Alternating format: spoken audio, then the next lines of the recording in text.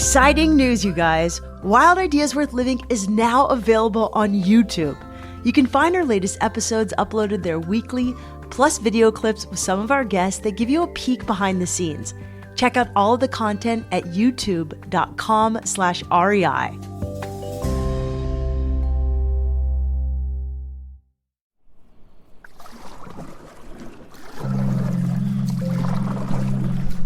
I just love kayaking. I love being on the river. I love going across the river. It's a place that we can come and just be with nature and be in the water. But also, kayaking is not just about getting on the river and splashing around or paddling. It's truly a way of transportation or transporting yourself and your mind. So it's a different place to go to find a diverse group of people that's rich with knowledge and that can inspire you to be great and inspire you to follow your dreams. Chev Dixon's life changed when he learned to kayak. A simple activity that he tried one day on the Hudson River in New York evolved into a career that combines exercise, community, and nature. Chev is a skilled outdoor athlete and the director of an organization called the Hudson River Riders. He's also the founder of the Hudson Valley Challenge, a 685-mile paddling, hiking, running, and cycling event that crosses the state of New York. I'm Shelby Stanger, and this is Wild Ideas Worth Living, an REI Co-op Studios production brought to you by Capital One. Chev Dixon grew up in Jamaica, but he moved to Yonkers, New York when he was 13 years old. If you're unfamiliar with the area, Yonkers is about 20 miles north of New York City on the Hudson River. It was on the shore of the Hudson that Chev first discovered and eventually fell in love with kayaking.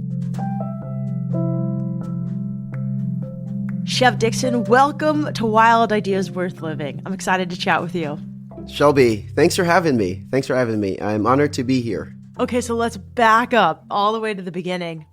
You grew up in Jamaica, and then you moved to New York City at age 13. Yes. So what was that like? Tell me how you got into the outdoors and like how you got to move into New York from Jamaica. Yeah, so the outdoors has always been a way of life for me. Everything we did was outside. Growing up in Jamaica, so my family were farmers. So most days was going to the spring to catch water, going to the farm to get firewood, getting feedings for my pigs or goats or donkey. You know, on the weekends, kids would be climbing trees and like mangoes and apples and just eating all day and cooking together, outdoor bonfire cooking style, going to the river to jump off cliffs and swim, going to the beach. That's just kind of how I got into the outdoors. But I always loved adventure side of things, just running trails, racing my cousins down to the river and up the river barefoot. At the time, that's just how I was raised. We didn't consider it outdoors in Jamaica. It's just how we lived. It wasn't until like when I came to the U.S. about after my mom got my brother and I here, I used to hang out, you know, in the gyms, playing soccer, running track, playing basketball. I didn't get to do many of the things that I grew up doing. And then, you know, the Hudson River was about 2 blocks away from my house, but I never went there because every day you're told it's dirty. So no one was going to the river. None of my friends were going to the river, except we going to look and sit. So when I was hanging out by the river, I met a dude named Jerry Blackstone who was like, you guys want to kayak? We were standing next to the kayak club and I was pointing at the Palisades saying, if we get 2 of those little canoe things, we can get over there.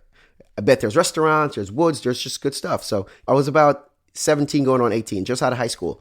So I was very curious about what was across the river anyway. So right after that happened, Jerry let us in and he goes, you guys want to volunteer and learn how to kayak?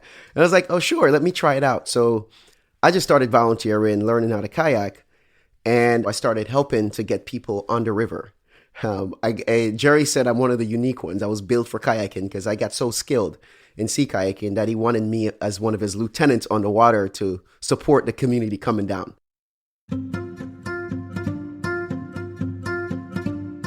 Jerry was the founder of the Hudson River Riders, a nonprofit organization that takes people kayaking on the Hudson. Meeting Jerry was a pivotal moment for Chev. Before the two met, nobody had ever told Chev that the river was clean enough to swim in. The Hudson has seen some serious pollution, but over the past 20 years, there's been a massive effort to remove contaminated sediment. Today, the river is cleaner than it's been since the 1970s. With Jerry's guidance, Chev spent a lot of time researching and verifying this for himself, and then convincing others in his community that it's safe to go in the water. One of my greatest fights, or one of the biggest barriers to the access to the river, is a lack of information and a mindset thing, right? When I go to the community and I say, why aren't you going to the river? Why don't you come and paddle? The first thing they say is the river is dirty. And I said, that's the reason? It's dirty? It's not. So how Jerry and I were able to maneuver through this issue of the river's dirty was, he used to, in the summer, he would take me to the river to do the water samples. I would take the water samples and I would take the train down to Manhattan, drop them off at the Pier 40 lab to get the water tested, and they'll send the results back. So that way, when anybody come to me and said, the river was dirty, I would have the proof. No, it's not. So you can't use that as an excuse. You just got to show up. And then to make it easier, Jerry bought an incubator. And through there, say if anybody opposed me and say the river was dirty, I would invite them down for a water sample. I was willing to do every and anything to change the mind and to shut up the excuses. Jerry and Chev's efforts to get folks out in the water worked. They watched as more and more people showed up to try kayaking with the Hudson River Riders. As Chev developed his leadership skills and got better at kayaking, he became an integral part of the organization. Chev spent most of his free time down by the water and became a certified kayak instructor and eventually the director of the program. As he stepped into this new role, Chev envisioned a new mission for the Hudson River Riders, one that invited more underprivileged kids to try kayaking. He loved seeing other young people fall in love with the water just like he did. Some even become certified instructors and get a job with the organization. So what I think is really interesting about your program is not only do you take kids on the river and show them how to kayak, but then you empower them with a job to then have to public speak, have to interact with people that are totally different than them. Yeah, that's really what it is. You come down to the river, you paddle, you're going to meet a lot of people and good people who are really dedicated. And when you do that, it opens up a world of possibilities for you as a youth, especially with your imagination and your mind. Now, all of our instructors and guides are under the age of 20. On the age of 20. So you come and you volunteer for a year and a half. Then I give you some tests, check you out, see if you're ready, see if you're ready to speak publicly, to give paddle lessons and stuff. And then you become the instructors here. What types of programs do you offer? So we have a teen program. So we work with just teens who want to come down and paddle, learn about what's going on in the river, learn about what's across the river, like the history of the river and stuff like that. Then we have regular walk-up where families can just come after work, come on down and just get on the water, cool off, chill, hang out with us. And then we have some veteran programs that we do. And then we have tours and trips. So guided tours and guided trips. So it's across the river, it's up the river. We have special events. So it's like we paddle across and then do a 7-mile trail run. Sometimes we come back. Yeah, we'll take a group of people and we'll do instructions and lessons and training. We also will do some camping as well. And then in the winter, we have this program called Winter is Warm, where we take people hiking every Sunday. We slow down this year, but last year was every Sunday we take people hiking. Just get people outside. You call it Winter is Warm? Yeah, Winter is Warm. So that's a phrase I borrowed from my survival instructor. I was with him one day and I was like, dude, I don't know how people do it in the winter. And he was just like, it's okay, build a cooler. And he was talking about building a cooler. And I'm like, it's called a cooler, an igloo. It's not going to keep you warm. He's like, trust me, kid, winter is warm. And when he said that, it kind of hit me. I was like, oh, winter is warm. So now I'm like, what can make winter warm? Well, if you're moving, that makes winter warm. It warms you up. If you have positive thoughts, if you drink some tea, if you're in good company, if you're doing something rewarding like climbing to a peak and, sharing that moment with your friends, that makes winter warm.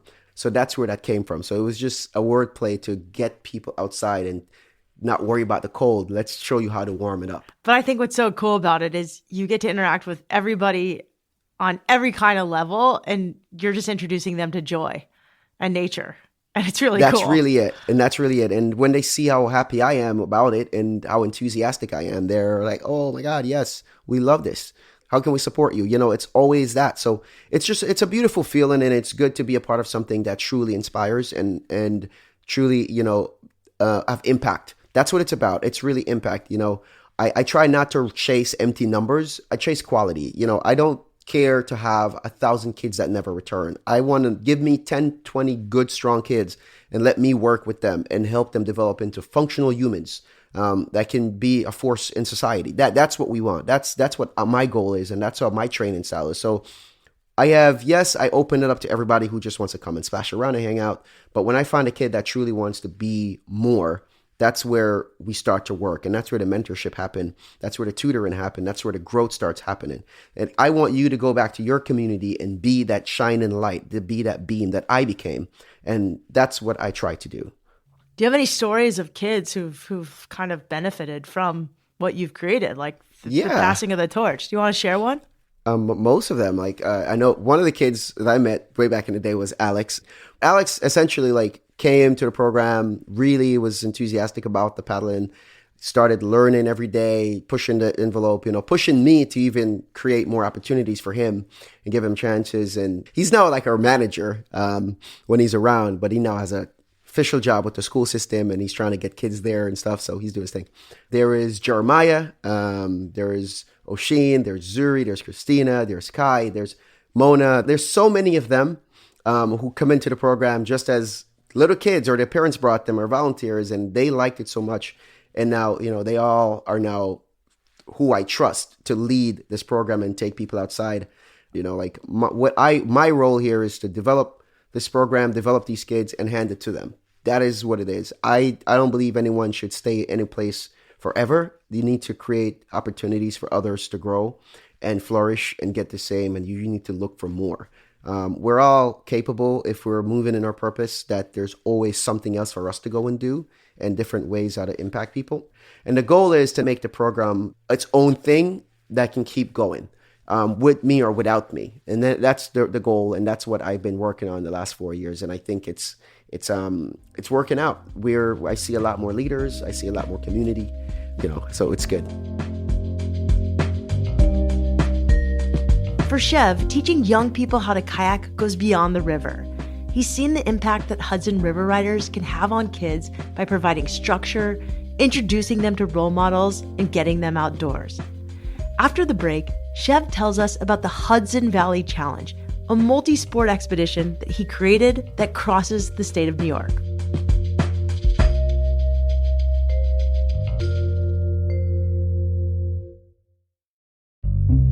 Hi there, it's Tim Brown, one of the founders of Allbirds. Yes, the comfortable shoes with a curious name.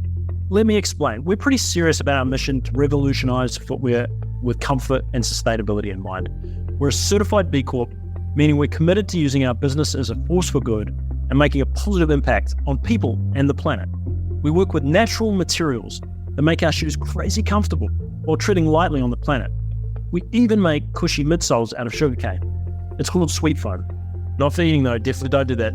We're dedicated to reducing our carbon footprint and constantly improving our environmental practices. From renewable energy to recycled packaging, we're all in.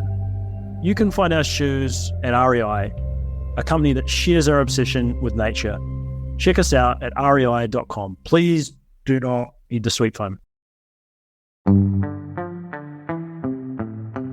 Chev Dixon is the director of the Hudson River Riders, a program that aims to make kayaking more accessible to underprivileged youth. But Chev isn't just a kayaker. He's also a runner, a cyclist, and a hiker. In 2020, Chev decided to push himself in a new way. He created an athletic event called the Hudson Valley Challenge. There have been a few different versions of the challenge since it began, but this year, the route is 685 miles long. More than 100 people are expected to join, and over the course of a week, they'll cross the state of New York. Participants will cycle, run, hike, and of course, paddle down the Hudson. The Hudson Valley Challenge. Last year, you had this really wild idea to kayak, bike, and hike. 685 miles from New York City to the Adirondack Mountains to Mount Marcy, which I didn't realize is the highest peak, back to Yonkers in New York City. It's officially a Hudson Valley Challenge. We're going from the lowest point to the highest point and back. And so just to give you sample size, the program, it went from 5 people, the pilot, 20 people. And then last year we got like 120 people participating. So it just grew. People just really like, and we had to restrict how many people because I was the only person doing all the logistics and everything for it. So the kids always come and meet me at specific parts of the challenge. But since last year I went up, so hike Mount Marcy, whitewater kayak, a good story. During the challenge on the whitewater kayaking part, I missed my takeout and I ended up going into the gorge by myself, which was not the plan at all. And, had to figure out why I was doing this. And it just felt so beautiful. I felt like I hit another peak in my own self. I found that joy, the edge of joy and the edge of fear. That little sweet spot right there, that's where I was. And when that happened, I was just like, oh, wow. I started going and going and going. So after that, when I got to about Dobbs Ferry, which is about 6 miles from Yonkers, all of the kids from the program, along with a couple of the members, came to meet me on the water, and they basically paddled me back to Yonkers, which was a super cool story. How long did this one take you? And where did you stay along the way? The first Hudson Valley Challenge 1 official took me 7 days. This one took me 2 weeks. Do you camp or stay in places? Or I camped. I stayed in Airbnbs, primarily. Camping Airbnbs. Yeah, had my friends supporting, and it was just really, really a nice project. It was really cool. But the goal of the Hudson Valley Challenge was not to be Hulk or Superman. The point of the challenge is to get people outside. I wanted to be approachable by anyone. For those of us who've never run, hiked, kayaked New York State, what was the nature like? Oh, beautiful, so amazing. New York is so pretty. Just get out the city a little bit and see what happens. It'll blow your mind. It's so beautiful. There's waterfalls, there's peaks, there's valleys. People are nice. The history is rich. The culture is beautiful. There's so much about this state. It's really, really one of the most beautiful places I've been. And I'm not lying. I'm not biased. I've been to different places. New York is up there in terms of beauty. And my words can't really sum up how beautiful it really is. You have to go out there and go for a hike, go for a run, just run a trail in the Adirondacks. If you're a trail runner, hike an easy trail in the Catskills or in the Taconic region, or down here, the Palisades region, or, just Hudson Valley, Lower Hudson Valley. Just go for a hike and feel it, the energies, the love, the care. And shout out to the people who are doing the conservation work, who are protecting this place and doing what they're supposed to do. But New York State is a beautiful place to get outdoors. Just leave the city. You got to get out of the city. You got to catch a train, and it's not a different country you're going to. It's just upstate. It's literally 45 minutes away from your house. You can leave the city and come out. Chev has learned a lot about the landscapes of New York, and he wants others to expand their idea of the state to include all of the natural beauty it has to offer. That's actually part of what motivates his work with the Hudson River Riders. He wants to help build the next generation of environmental stewards. As much as he loves teaching kids about kayaking and watching them become leaders, Chev also loves seeing the wonder in their eyes as they discover the great outdoors right in their own backyard. I see why you're such a good leader, because you have this really great personality and you show up, you do the work, and you go out of your way to include other people. And you like to play, it's fun. That's what it's about. You just got to find ways to keep it going, and that's what a good leader should do. It's you're not going to be the best leader if you're not really searching yourself as much as possible. And I always encourage people to do that. You got to get in yourself and know who you are, learn who you are, learn your tolerant levels, learn your patient level for certain things so that you can navigate for real. Because I'm from a different culture, so a lot of times I run into people who don't share my culture, but I have to find commonalities. And oftentimes nature is that common ground. And just teaching something different and learning from someone else. But really, I try to dig into my own self, try new things, make sure I'm going for my own runs, make sure I go paddle by myself sometimes, make sure I push myself, because I don't want to push anyone without knowing how far I can push myself, and that's kind of what I do. And that brought me to the Hudson Valley Challenge. That was just me trying to push myself further and further and see more and find more. and look for more solutions. I'm always looking for the next thing that can help somebody and help youth grow. You know, you could have taken a lot of different career paths in life, but you have seemed to have taken this like windy road that has led you to being a mentor for kids and others through the outdoors. And I just wonder if you have any other advice to people who want to live a little wildly and maybe choose a career path that isn't like defined in a brochure that you would get while applying to colleges. I look at it as choosing inner peace and happiness. And that's really what your purpose brings you. Don't get to a place in life where you're like, I wish I did. Just do it before you wish. And that's really my advice to people. Like, find what it truly is that brings you joy and make an impact in life, because everybody here came with a purpose. And I think if you're really following your purpose, everything else will take care of itself. The home will come, the money will come, the support will come, the good friends will come, everything comes. But the goal is to find what your purpose is. Start spending time with yourself outside, start connecting with the earth, start whatever it is your faith is, your belief is, start learning how to develop that a little bit. But also develop compassion towards people, and that will guide you.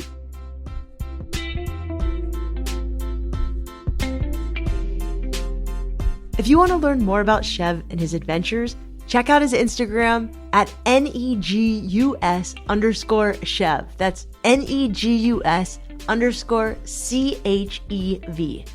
You can also check out the Hudson River Riders on Instagram at Hudson River Riders.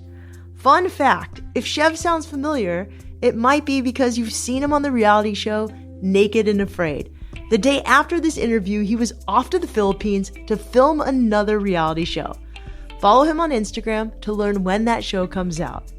If you liked this episode, check out our interview with Corey Maria Dack. She canoed the entire length of the Mississippi River. We'll put that link in our show notes. Wild Ideas Worth Living is part of the REI Podcast Network. It's hosted by me, Shelby Stanger, produced by Annie Fassler, Sylvia Thomas, and Sam Piers-Nitzberg of Puddle Creative. Our senior producers are Jenny Barber and Hannah Boyd. Our executive producers are Paolo Motola and Joe Crosby. As always, we love it when you follow the show, take time to rate it, and write a review wherever you listen. And remember, some of the best adventures happen when you follow your wildest ideas.